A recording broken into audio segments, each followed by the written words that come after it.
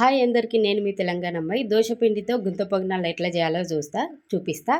నిన్న మా ఇంట్లో దోశలు వేసిన అయితే కొంచెం పిండి మిలిగిండే. ఏం చేయాలంటే గుంత పొంగనాలు గుర్తుకొచ్చిందనమాట.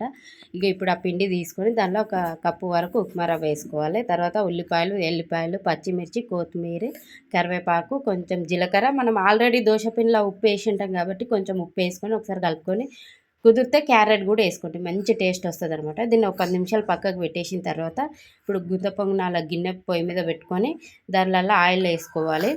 ఆయిల్ వేసుకున్నాక మనం గుంత పొంగనాలు చేతితోనైనా వేసుకోవచ్చు, లేదా చెంచాతోనైనా వేసుకోవచ్చు. నేనైతే చేతితోనే వేస్తే మంచిగా పర్ఫెక్ట్గా వస్తాయి.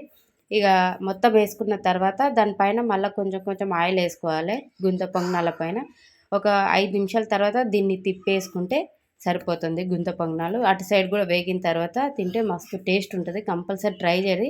ఎట్లొచ్చింది అనేది కామెంట్ చేయండి. వీడియో నచ్చితే లైక్ చేయండి. బాయ్.